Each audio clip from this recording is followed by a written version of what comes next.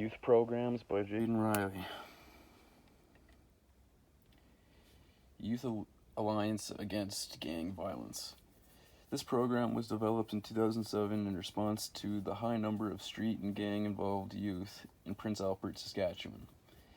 This program is offered to Aboriginal youth who were gang-involved or who are vulnerable to gang involvement. This project aimed to assist these youth to safely leave gangs or to resist gang activities. Program description. The program was designed specifically to suit the needs of Aboriginal youth who were gang involved or at risk of gang involvement.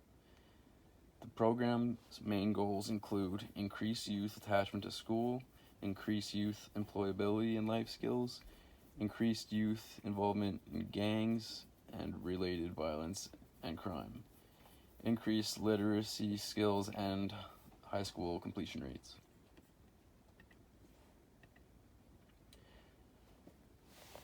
Description continued. Some of the things they have changed in their community include dropping the fees to wellness centers for the youth aging from 12 to 18 at certain times of the day, so youth had the opportunity to be active and healthy, stay away from gang violence. They also brought in more counseling services to give youth people to talk to. Most counselors were Aboriginal, so the youth could relate better. They also brought together presentation teams to educate youth about life and what to stay away from, how to be successful. Target audience. The program served 147 participants aged 12 to 21 between November 2007 and March 2011. Of these, 41% were female and 59% were male. The average was 17 years old. Risk factors. One big influence on these Aboriginal youth comes from parenting. 75% of the youth involved in gangs and criminal offenses are influenced by their parents, which is a big factor in the program that the program is looking into. Depression is also a big factor in Aboriginal youth and gang affiliation, as they have a don't care attitude, which can lead into many problems including substance abuse, violence, and crime and gang affiliation. Behaviors to be aware of. Substance abuse issues, crime and violence, gang affiliation. These behaviors consisted in many of the youth that were targeted for this program. What are they doing to stop it? The city of Prince Albert implemented certain actions to get the Aboriginal youth to be more involved in the community and have more respect towards life. Actions they took include increased youth attachment to school, increased youth employability and life skills, reduced youth involvement in gang affiliations and crime, increased literacy skills and high school completion rates. These actions are to help youth have a better idea about life and to give them a better appreciation of life and how to be successful. What else can be done? Surely there are many youth all across Canada that are affiliated with gangs and crime violence.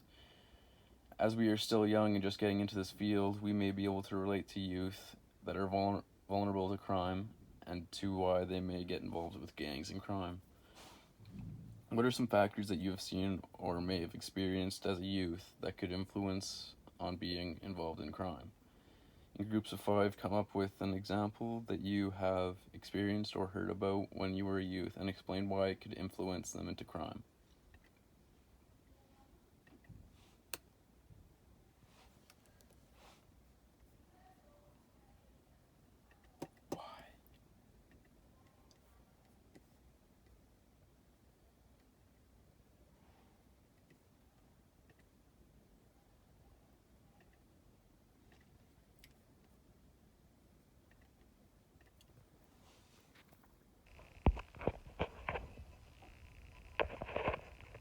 My example, when I was in grade 5, I had a friend who was already getting into drugs and experimenting with alcohol.